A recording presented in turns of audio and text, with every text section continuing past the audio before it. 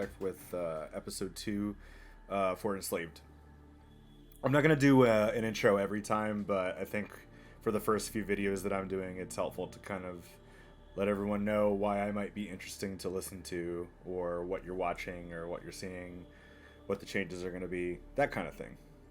So, this being maybe the third or fourth video I've recorded, there's going to be a lot of changes because part of why I'm doing this at all is to kind of walk a mile in the shoes of someone that's trying to get into streaming, getting to recording.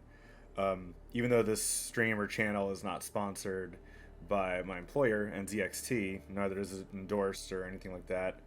Maybe that'll be a thing later, but for now I just like the company I work at. But I lead the design teams at NZXT. I'm the vice president of design. So a lot of the way that we approach hardware products, a lot of the way that we approach software and experience is something that I help guide the teams with, or I can give feedback.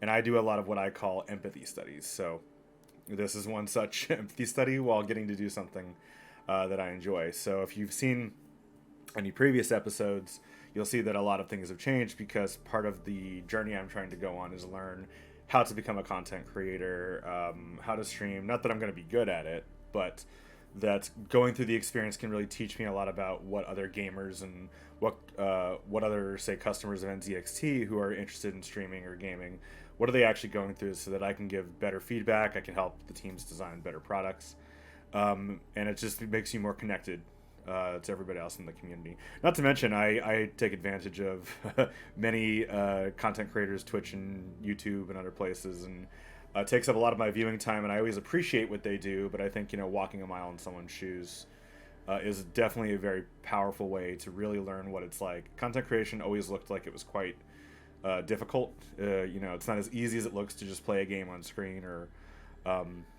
commentate. So those are all things that I'm going to be trying to do, even though I recognize that they're going to be difficult. So I hope I sound better than last time. I've tried to really fix a lot of the audio issues. I realized in rewatching some of the footage previously that the first episode was very hard to hear me. So I've spent a decent amount of time balancing game audio along with my voice. Another thing that I've done, which I'm hoping that this sounds real good, is that I'm using the NZXT capsule, which is our new microphone. Again, not sponsored, not endorsed by NZXT in terms of the stream or the recording, but like I said, I like the company I work for, and my teams were heavily involved in designing this product. It's supposed to be plug and play for people that are getting into streaming and gaming, is exactly what I'm doing.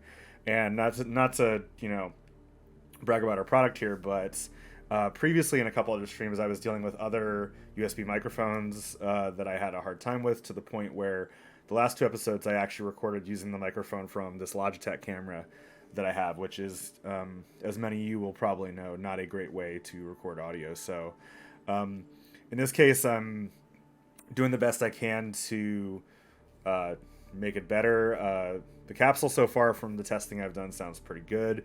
I am doing a couple other things because I really am trying to give it the college try, not just go one step in the journey to really learn it, but try to improve the stream as someone that's going through a streaming journey would. So in that case, I've started with using NVIDIA Broadcast, so hopefully it sounds good. You're not hearing a lot of my background noise, the fans from my PC over here. I have a mechanical keyboard, so you're probably going to be able to hear it, but you can hear, they're switches, but these aren't my loudest switches by far. So we will see how that actually works.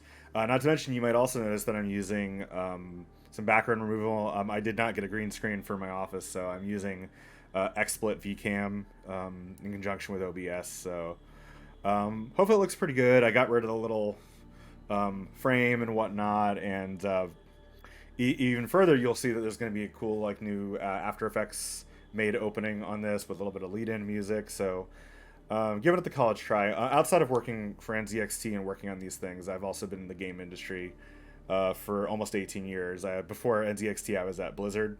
This is part of the intro that you'll hear a couple times, and then eventually I'll just stop saying it.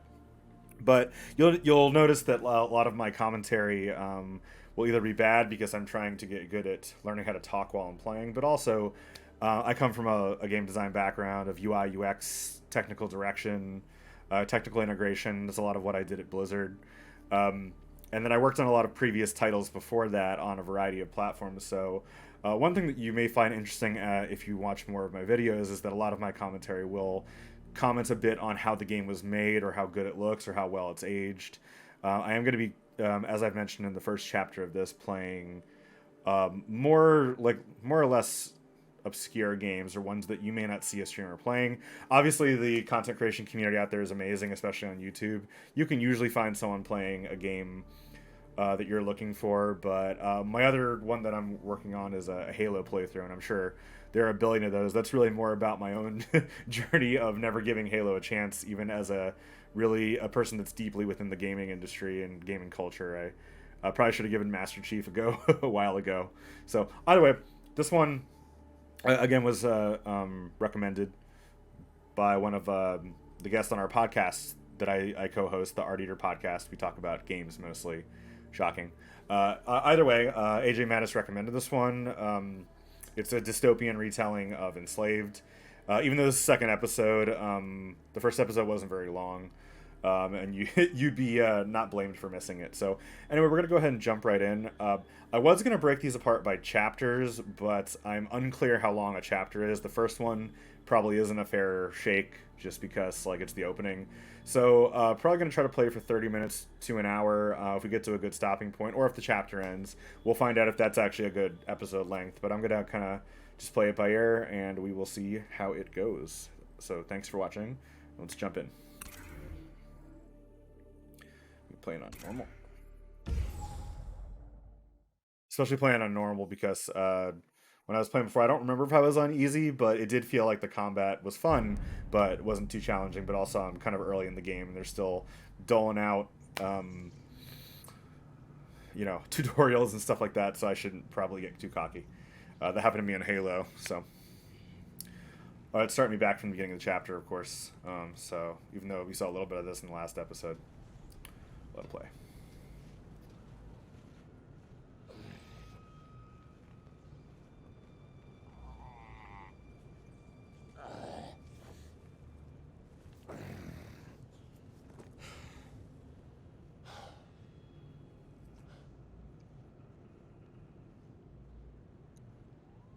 The character models really do hold up really well. At least the only thing that's holding back is the lighting and the textures, but so well modeled. It's the headband. What? The slave headband. The one I fit on you.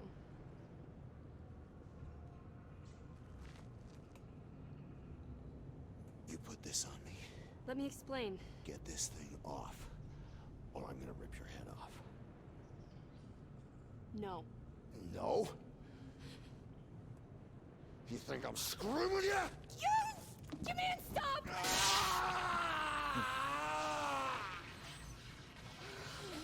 It works. Come here and move away from me.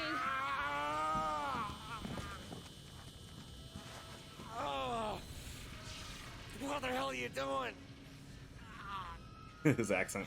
I hacked a slave headband, so it could be activated by my voice commands.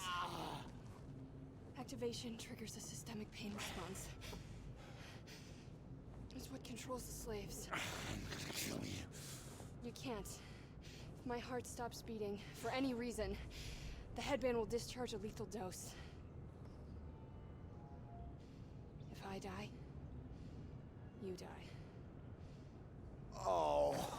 Even to the texture for skin is still super detailed, even though this is a Why? original gen Xbox game. I come from a wind farm community. It's about 300 miles from here. I'll never make it on my own.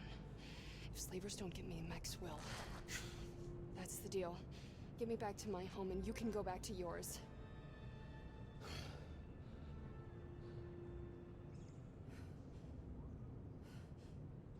Looks like I don't have a choice. Neither of us do. I'm sorry. Okay. Let's go.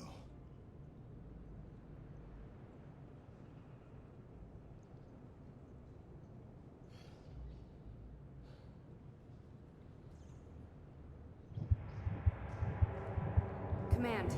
Stay with me. This is cool. I like this technique when games do this, where they try to explain the control schemes with in-game explanations or in-world understandings. Like, a lot of games will just kind of say, you know, it's a video game, you're controlling it. But in this case, they're using the fact that she's commanding you as a way to make you move forward. We have a continuous audio link now. You have this kind of digital headband on, which is why you can see your health and You got pretty beat up when we landed. shields and other types of things. It's got your link to her, which is kind of explained by the future technology of it. So it's nice that they kind of did that work. Shall we keep going?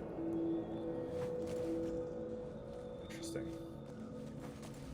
So noticing about this is I have a mouse to control the camera. These people. Now, hold on a second, I'm This looking at must the have been camera and some stuff. kind of gathering point. And it's like when he starts walking, the camera pulls back a little Is this bit, the way out? which is nice. I mean, it could, because it's a little close to his shoulder. I imagine that's better for combat. I guess you hold middle mouse. It looks to her. Okay, makes sense. Cool. But what I'm noticing is that since this is a console game first, the camera doesn't seem like it really plays, because in a game like when you tap a camera to someone like World of Warcraft or something and you run this way, like I'm running forward right now, and you can use the camera basically to aim them so that you don't ever really have to press anything.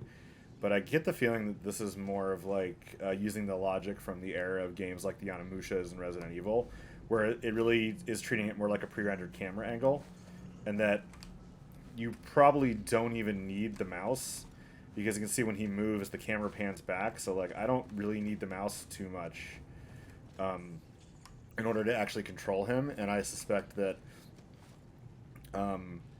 when I get more controlled camera angles, that being able to control the camera this way is not going to be all that useful. So I might even lay off the mouse a little bit and see how it goes. Do the arrows work too? The arrows don't work. I don't remember the controls at all. I played this for a few days, so okay. Shift is block. Obviously WASD.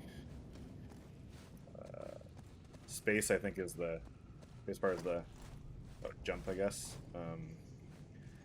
Oh, I guess I do my mouse to attack. So okay, that's one of them. I guess I can charge it. Yep, I remember that from the tutorial. Then I had another one. Was it? Yeah, F. Okay, cool. I don't remember anything else about combat, but we will find out. I'm sure I'll figure it out. Okay.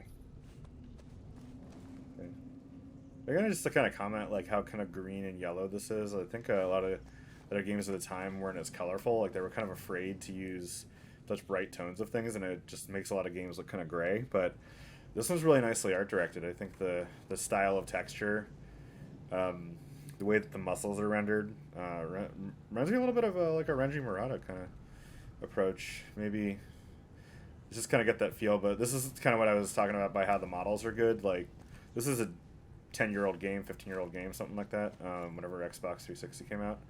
And these models still look like a really nice drawing. Like, the textures obviously are not as high res. It's interesting that a lot of the hair is actually 3D. I was noticing also on her, I forgot her name already, that a lot of times you can just make a hair with texture, but clearly they're 3D. They're part of the 3D model. And certain parts of her hair were 3D. That's why they were kind of moving around her shoulders and dropping down in front of her face. You can see that the shading engine kind of hasn't upgraded as well as you would hope. It's got a lot of banding and stuff like that, but that might even be in a technological resource constraint at the time, where having it band intentionally across their shoulders and neck was probably preferable to having a blurry shadow or one that didn't actually cast well. So I think I'm going to guess that after a while, we're not even going to notice it. I also mentioned that this game had a lot of motion blur, and I turned all of it off, but they had tech back then that allowed you to do that. I mean, it looks good. It just made it really disorienting to play. So, all right, get back to talking about it. This must be a drawbridge. Must be to keep Max out. There are some controls here. I think this is supposed to take place in like a ruined New York or something, which might be why he has that kind of goofy New York style accent. But we'll find out as there's more, hopefully more environmental storytelling. Careful. Yeah, Max. Okay.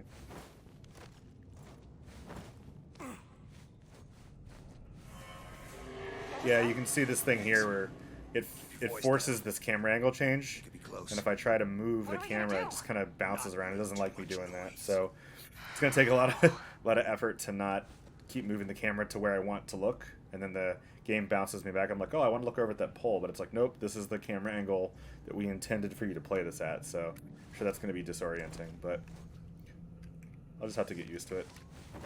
So if I'm shaking the camera around, it's bouncing. I'm not flipping out. It's just that I'm not remembering that I'm playing a game that mostly had fixed cameras.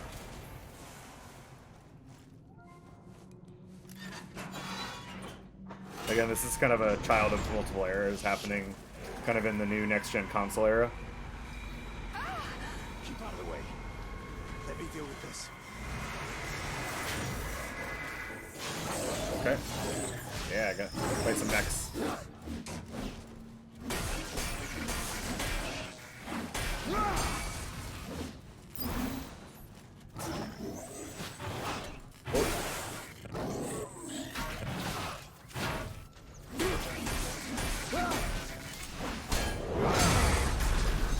Really feels like the hits hurt.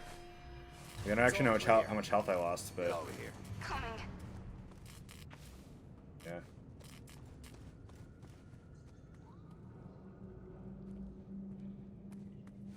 Is it worth exploring? Like, are there any items to get in this game? I mean, like storytelling, evacuation's on. Okay. We could get out through here. Can you move this? Yes, I can. All right.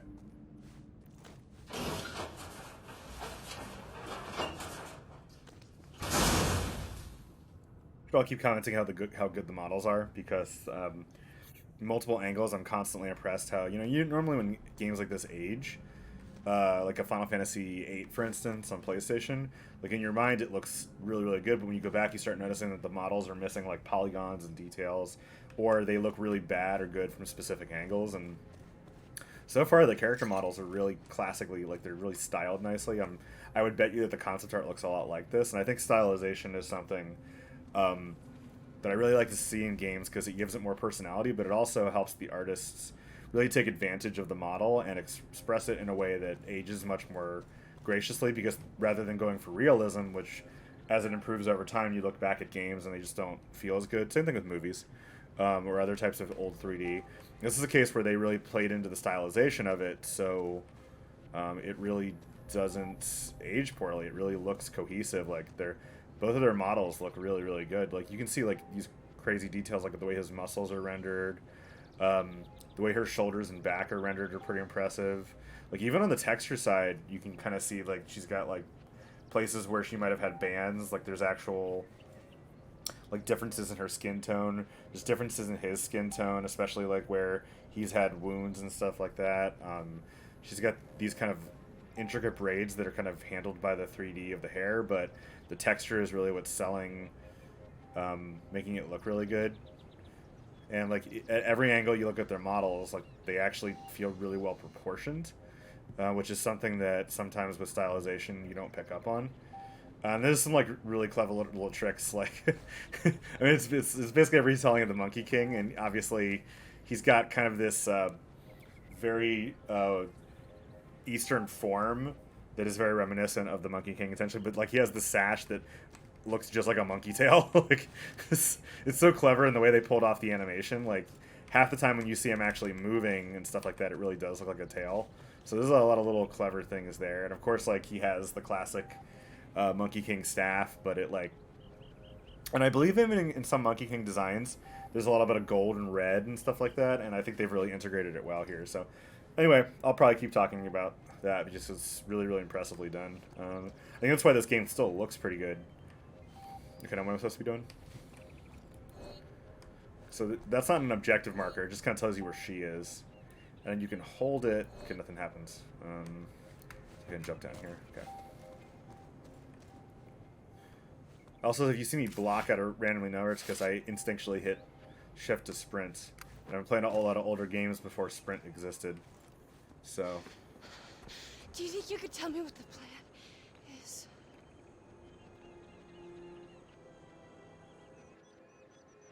Oh, definitely New York. Yeah, a little bit of environmental storytelling. To get you home as fast as possible so that you can take this thing off my head and I can break your neck. I meant... Yeah, I know what you meant. See that smoke over there? That's where the slave ship came down.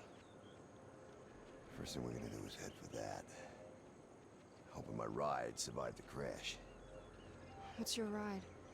It's the only way I know how to cover 300 miles.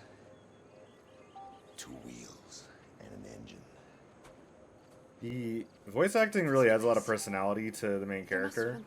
Just because it's kind of a New York accent, and it's not something you see in a lot of mainline protagonists. And obviously, we're in like a ruined New York, so that might explain it. But it still kind of gives him a little bit of edgy personality, which is very Monkey King. So I like it. It's a fun choice. I wonder how the dub sounds like with the translated version.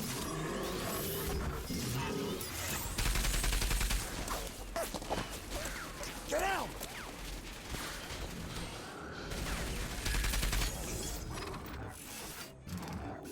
When I give you the signal, you get back, okay? No, I Hey! can't. Do as I say. I gotta find a way to take him out. Get fun. Some dodging minigame portion of this. Okay. Oh, so I have a shield to work through.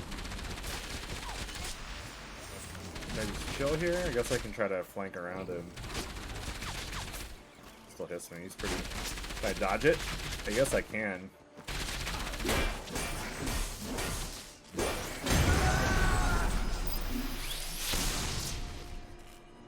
100% forgot what the red orbs do.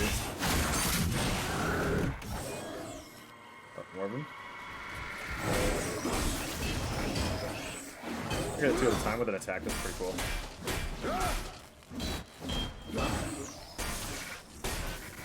Nice, I can switch using a punch attack. Oh, he can block too. Okay.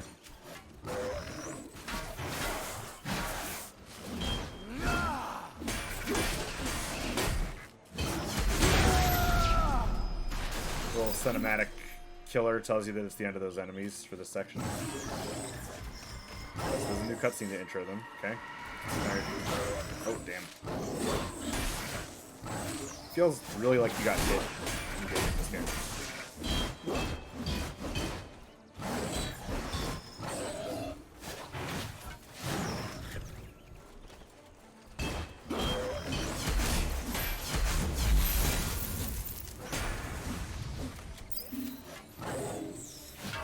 He kind of auto aims the correct direction, so it makes it a little easier, I think.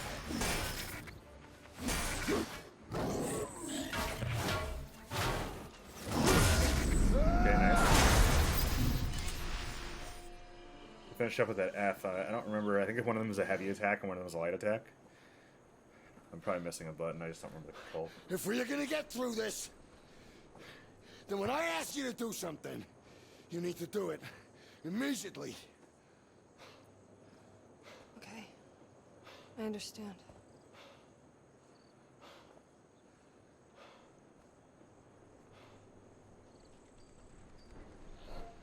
Oh. Let's go.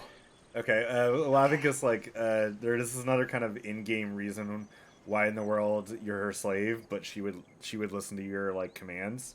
So yeah, they're doing this, like, in-world thing where they're really trying to explain how the UI works. I think we can go and, this like, way. why things are happening, even if they are really there for a mechanical reason. But I like it. It's fun.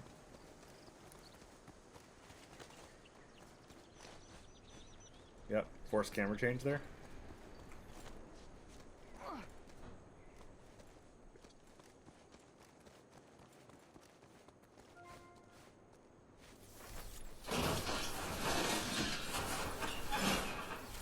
Watch out!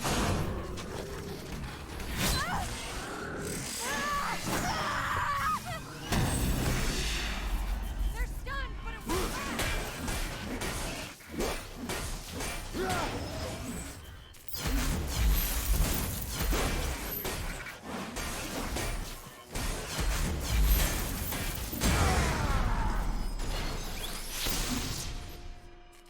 Okay, cool. What the hell was that he did? It's an EMP pulse. My father gave it to me. It knocks out small mechs for a few seconds. Enough to give me a chance to get away. The security door is still functioning. There must be live power cells around here. Doesn't matter. We shouldn't get sidetracked. We just need to get to the crash site.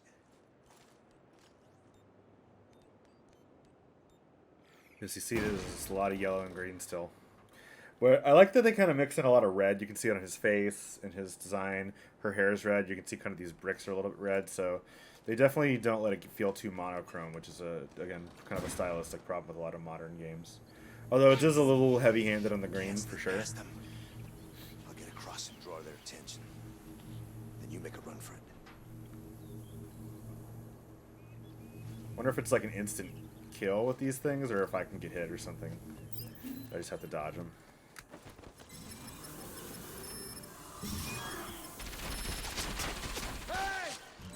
Okay. Wonder if the queue is new, or it's only for this section. This way!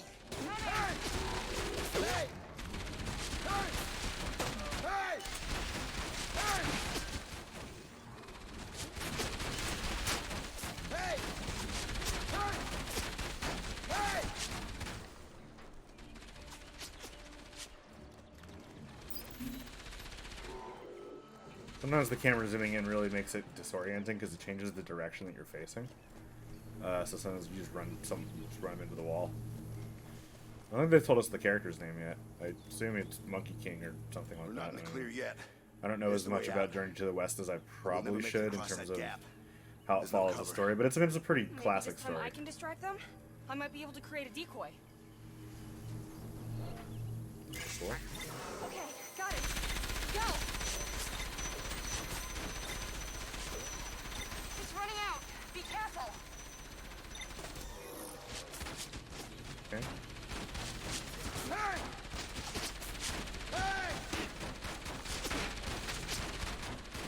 Okay, fully charged.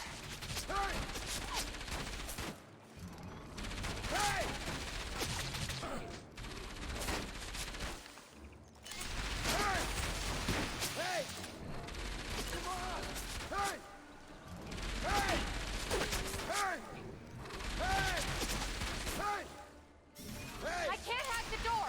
There's no cover. Okay, leave it with me. I'll take out those mechs. Okay. I guess I gotta go. Oh, yep. I see it.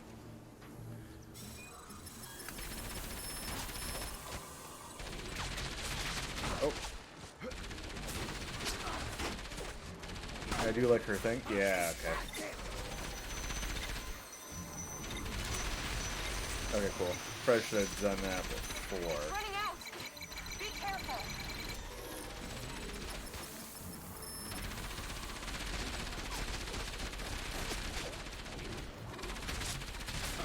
Oh, crap. Okay, fully Things to the charged. door. I can do it again. And now I will hit them.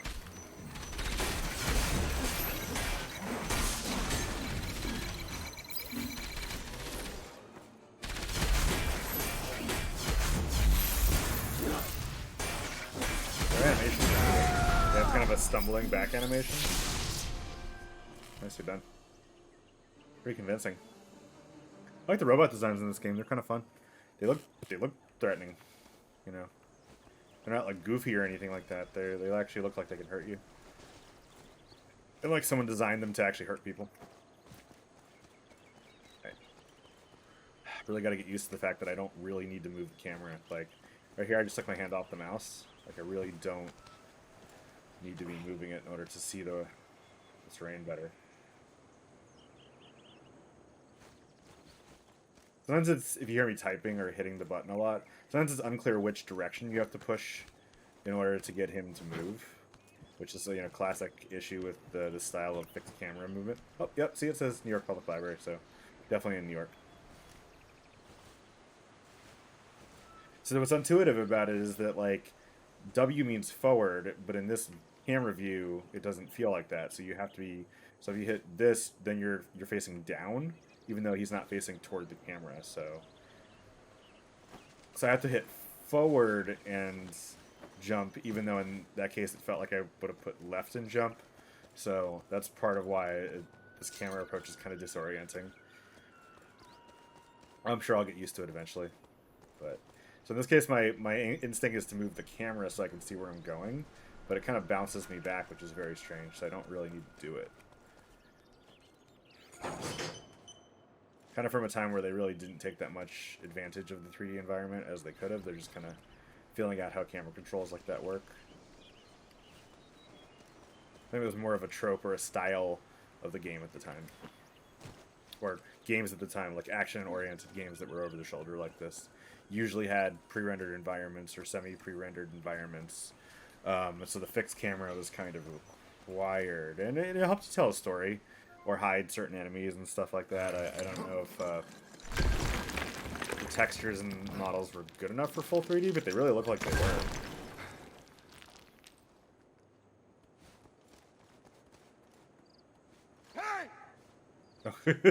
That wasn't part of the cutscene. I just hit Q. I guess he can do that all whenever he wants now. Tree. It must be hundreds of years old.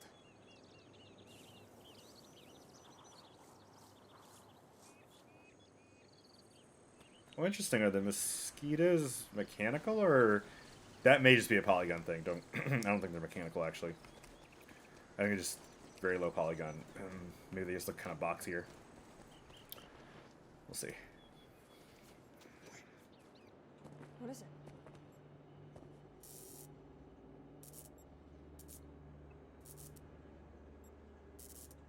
The road ahead's mined.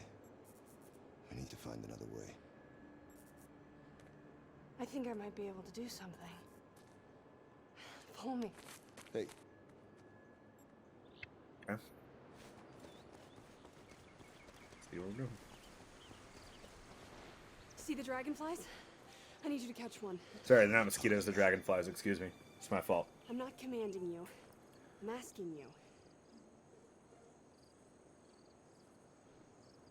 Oh wow, he's significantly taller than her. They didn't really show that Branches are before. pretty It's high. kind of hard to notice because he's kind of got this hunched over look on his back. But What about that ladder? If you lift me up, maybe I could drop it down for you.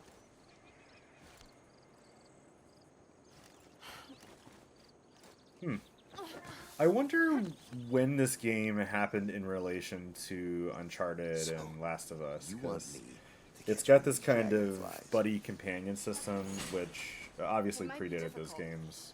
Right, Games like because Ico they're really helped the general approach, but the way this feels and the way that There's one. so far we interact Right with the there. companion, being I'll able put to it on move your her or display. throw her, or she helps us get over a thing, or she allows us to distract or whatnot, feels very much like a Last of Us game, or like Ico. It's right over there. It's just.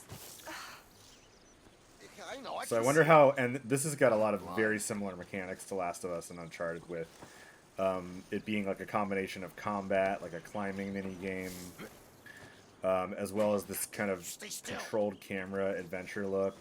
We have a companion, you know.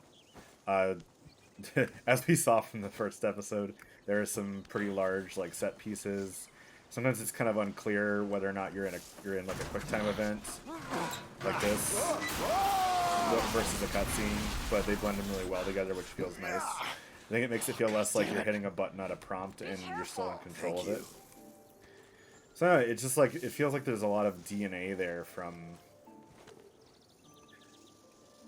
kind of your, you know, what we associate with a lot of modern adventure storytelling games that use very similar mechanics. So I'm just kind of curious when they happened around each other. Let's see, Last of Us was definitely a PS3 game because they had a remaster Did you catch it yet? No, not yet. for the PS4. So this would have been on the same generation with the Xbox 360 as far as I know. So I'm just kind of curious, like there's so many similar elements. It may just be that this is where the industry was going, but I don't know. Got it. That's great. But the fact that Bring it's it back down post-apocalyptic and you have this kind of buddy, you know, so it's not exactly the same story, but there's a lot of similarities between the way that Last of Us and Uncharted treat a lot of the combination of these things, because you know, a lot of these have kind of a very much like a Sega feel, which makes sense because this is Ninja Theory, which is, you know, a British studio, but they're super talented, and they've always had kind of gamey feeling games. So just kind of very interested in the DNA of how this game came to be. I don't know really much about the creation of it. I didn't look it up, but still seen a lot of things from games that I like, and from a lot of very influential ones within the industry. So I wonder what happened within that timeline. Either way, artistically, it looks really good. I like it so far. Didn't you? No, I used to squash him. They evolved some simple sensors. Oh, and this is help kind of them sniff out Horizon Zero energy Dawn sources. with like the mechanical. Well, we don't know if all animals are mechanical because we saw like a deer or something at the very beginning of chapter 2. So, not jumping the gun, but interesting. A lot of very popular themes coming to light as part of this mixture.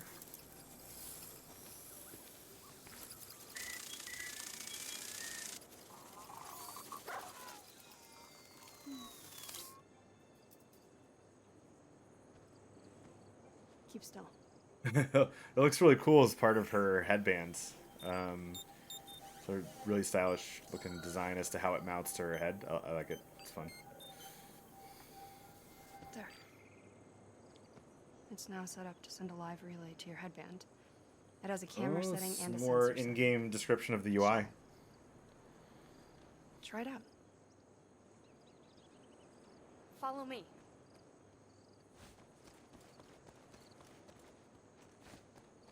Wait, that's a thing where I had the camera had it facing the wrong way. Okay.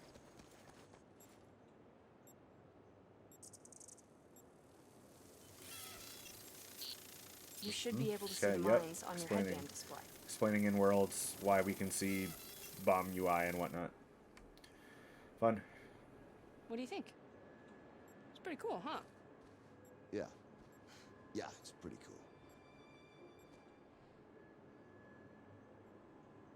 Can you take me through the mines? I can't see where they are. Oh, so it's explaining that our headband helps us see this. That's an interesting way to jump on someone's back, but I guess it makes sense so he can do stuff instead of having to straight up actually carry her in his arms.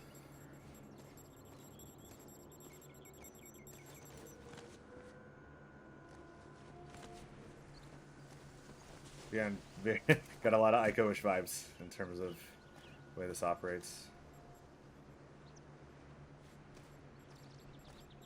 I thus far do not remember at all what these red orbs do that I am supposed to collect. Obviously I have a lot of it, but I do not remember what it's for. Like, why is it worth me risking getting blown up to get this, like, giant thing of them? Who knows, but it seems like the only thing that I can really collect thus far, so I guess I'll keep doing it when I see it. You can see in the art direction a lot of use of red. It seems more and more intentional. You look at her costume, look at his, you look at these leaves, you look at the inclusion of like a lot of the rusted metal is red. So this color scheme is very consistent throughout the game. It's green, yellow, and then red to kind of accent against the green, because it's a complementary color. So I think that's why they're doing it, but it definitely gives it a very unique visual feel. So I'm talking too much over the dialogue. We got a problem. There are mines everywhere. Let's head for that building.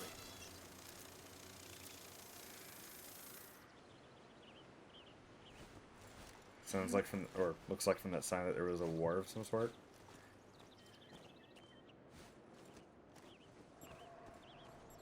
Which I guess is, you know, it's a post-apocalyptic, so it's implied, but giant stop the war sign kind of tells you that story.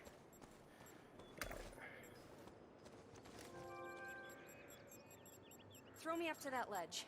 I'll look for a way through.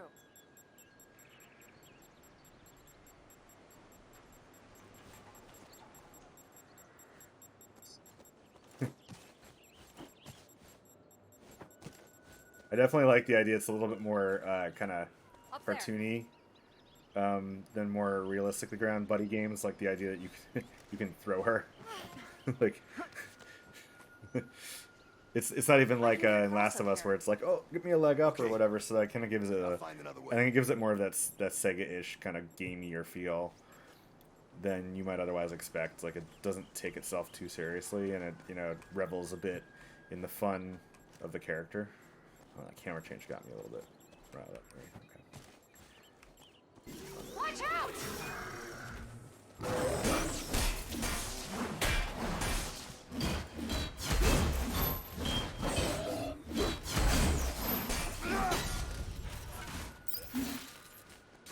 Are you okay? I'm fine.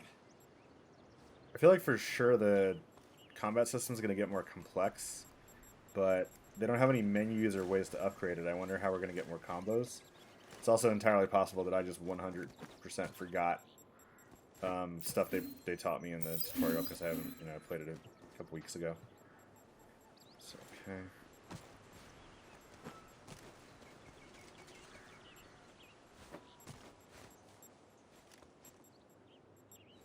Sometimes there's places where you think you can jump and then the game won't let you, so I think it's good it's not like Assassin's Creed where, you know, it'll let you just run off the ledge or something and you'll just die because of the control scheme, I but can't get across. Can you help me? this one definitely sometimes makes it where you feel like you should be able to jump, but it doesn't let you. Can you really jump that far? Jeez. Yeah, I guess you can.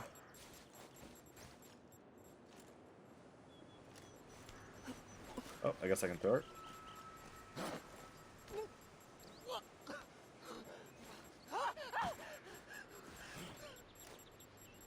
Thanks. That was too close. Okay. I can give her commands. Well, not right now. I can throw her.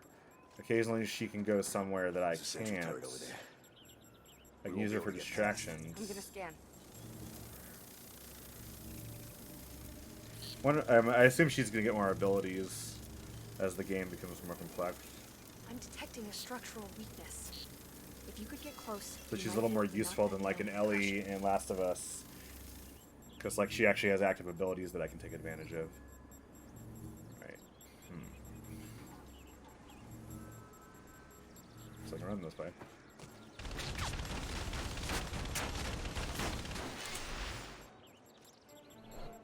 And now I can use the distract. Okay.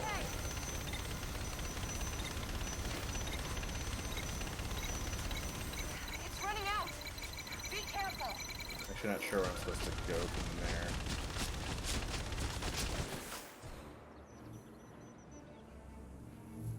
I don't have a ranged weapon. Okay, fully charged. Well, let's try it again and see if I can.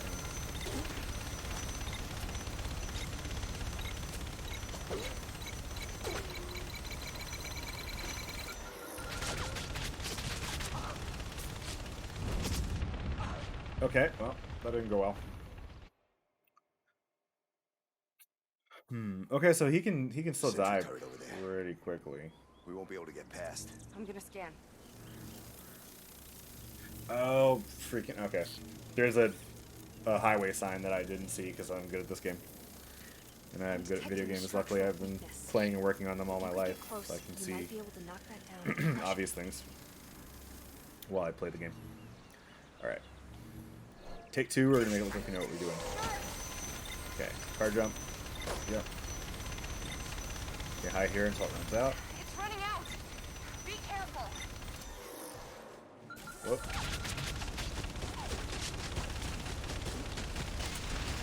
Oh, so it looks like we lose some of the cover as they hit it. Interesting. Whoop. Fully charged. Okay, now I can go up here. Should have seen that in the first place.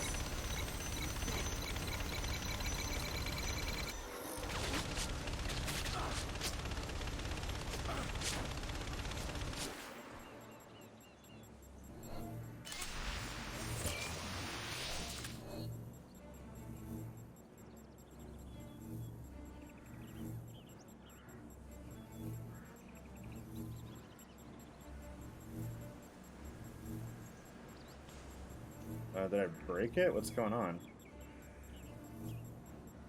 like actually not letting me move. Oh, there it goes. Wait, I can do the thing. Distracted! Nope, then I'll die. Huh, I wonder why I got stuck there. It really wasn't responding. Okay, let's try again. Over there. Okay, third We time. won't be able to get past. We're gonna be Scan. super clean. We're not gonna get hit.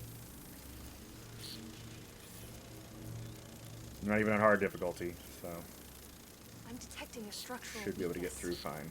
If you could get close, you might be able to knock that down and crush it. Pretty positive I'm still in the tutorial area of the game, so the fact that we're doing this well, I think is a good sign. It's running out! Be careful!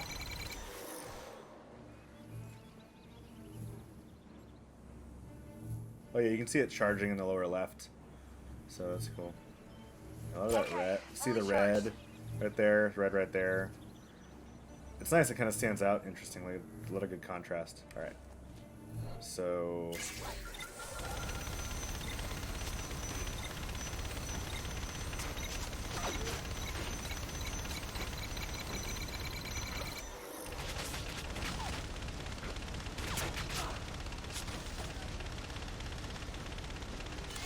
okay, we're fine. Whoa.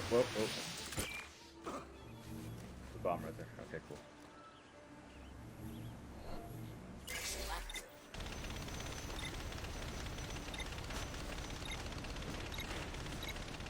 I need another scan.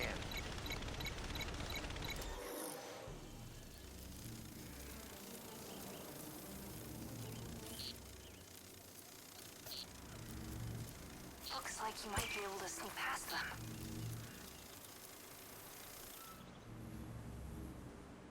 Or into the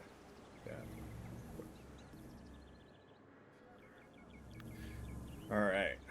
Okay, so this is kind of new. They have like little areas of effect. I wonder how close you can get to those. I guess we will find out. Well, looks like I can run. Oh, no, can't do that. Okay.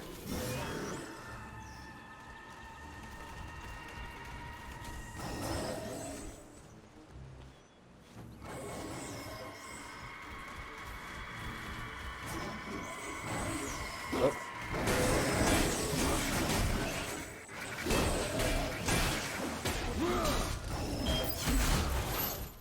Jeez.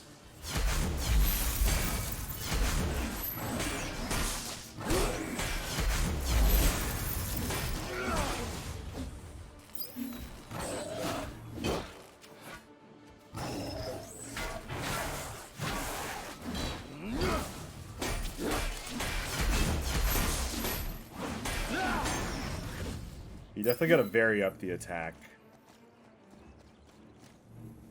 So in this case, how do I... Oh.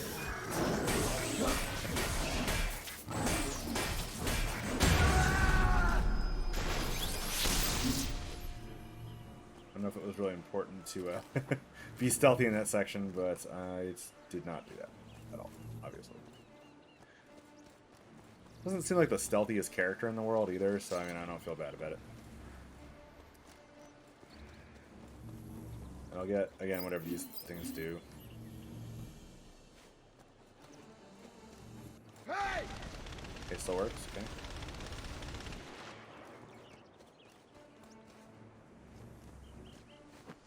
Oh, I see. Yeah. I could have just ran right by them. Okay, I'm good at this. Whatever. Got to fight him. It was fun. I need more health, but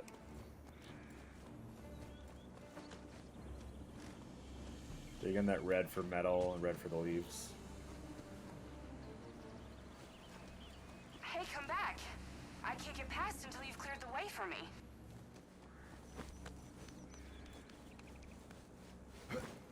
Even his climbing is very monkey-like. That little sound they had, the kind of... Okay, made it. Yeah, very, very nicely done. Plasma cells. Oh, nice. Now we're in business. This thing still Got a works. ranged weapon now.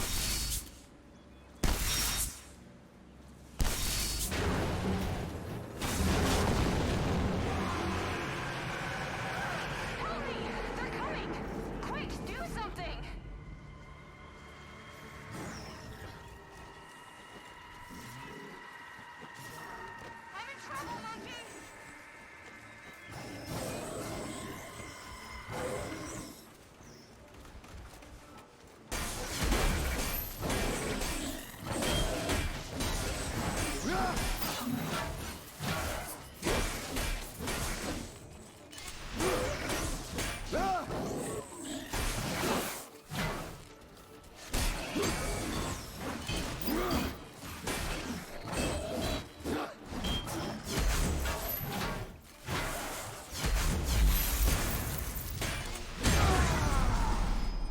You can get the block out pretty quickly, actually. It doesn't have a lot of frames, so... Are you okay?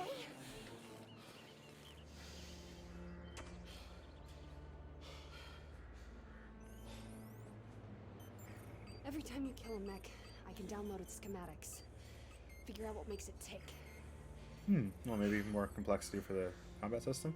It'll make life a lot easier for you. If you want to make life easier for me, why don't you go ahead and take this thing off?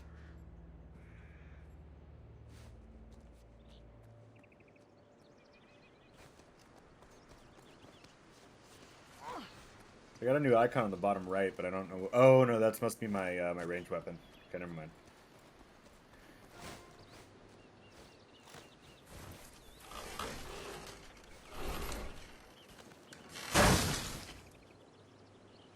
If we're gonna be traveling together, maybe we should exchange names.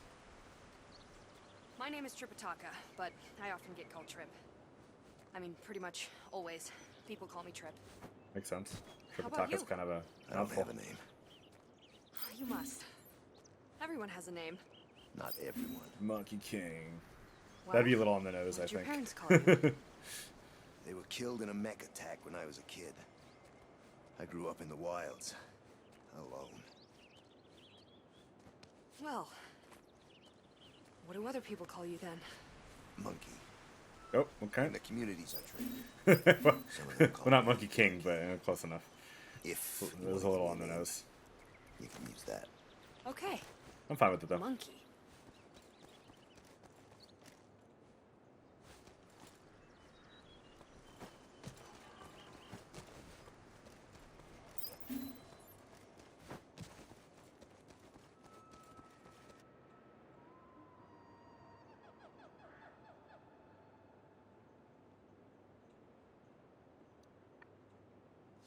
Get down before that turret sees us. Scanning.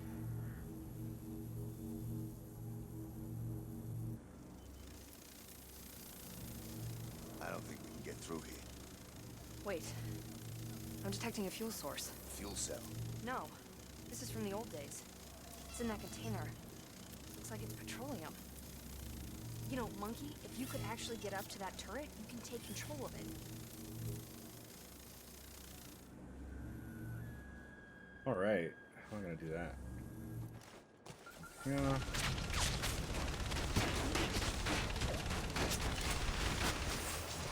I think it's already been at least pretty long episode, so I'm actually gonna end it here, even though we're not done with the chapter. So I think, as I lightly suspected, the chapters are not super short. They're probably at least an hour or two, it seems like. Maybe the first one was just an intro one. But yes, we are going to stop here. So thank you very much for watching. I hope it is enjoyable, or at least interesting, to see me kind of learning more about this content creation, about the materials and the tools that you use for it. Yeah, and as well as just trying to get better at commentating. It seems like such an easy thing, but it is really hard to know what to talk about, or to, put your thoughts up there as you're playing the game reactively. But I'm hoping that at least my game development background maybe gives you a little bit of interesting stuff that you may not hear from someone else playing a game like this, and appreciating the artistry. So definitely thank you for listening. Really appreciate it. Feel free to send me comments or feedback on Twitter at Daborsk, not surprisingly. Also, of course, I do a podcast, the Art Eater Podcast. That's on Twitter at Art Eater Podcast, not surprisingly again. So we talk about games, art, and that's where I learned about this game. I hadn't known about it before, even though Ninja Theory is one of my favorite developers out there. So anyway, I should be back soon with more episodes, and I'm hoping the experience for everyone is improving dramatically as I figure out what to do and how to handle all of this software, and really, learn my way through streaming. Thank you very much.